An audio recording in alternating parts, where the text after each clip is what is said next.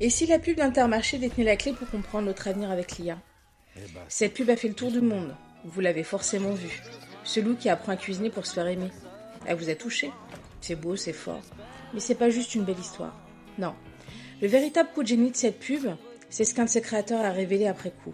Écoutez ça. Sur la partie animation, ça a impliqué plus de 60, voire 70 artistes sur une période de plus de 6 mois. Nous, on est persuadés que les machines ne remplaceront pas la créativité des humains, la sensibilité, l'émotion que peuvent transmettre de vrais artistes qui ont chacun leur savoir-faire. On est vraiment fiers d'avoir fait ce film de manière traditionnelle avec plus de 60 artistes.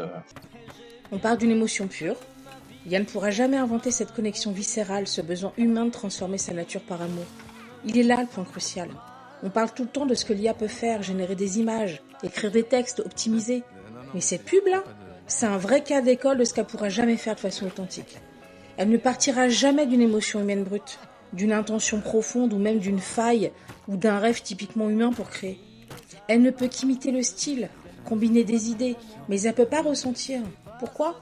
Tout simplement parce qu'elle n'a pas d'intelligence émotionnelle. Notre créativité la plus puissante, c'est notre vulnérabilité, nos contradictions, nos désirs, l'amour que l'on porte, exactement comme l'histoire de ce loup. C'est pour ça que face à une intelligence artificielle, notre super pouvoir, c'est notre humanité. Notre rôle n'est pas de rivaliser avec elle, mais de l'alimenter avec notre sens, notre émotion, notre intention. C'est la seule façon de créer les choses qui vibrent et qui nous relient. Alors pensez-y. Votre prochain coup de génie viendra peut-être de votre propre faiblesse transformée en force. Abonnez-vous si vous voulez décoder comment cultiver ces intelligences humaines à l'ère de l'IA.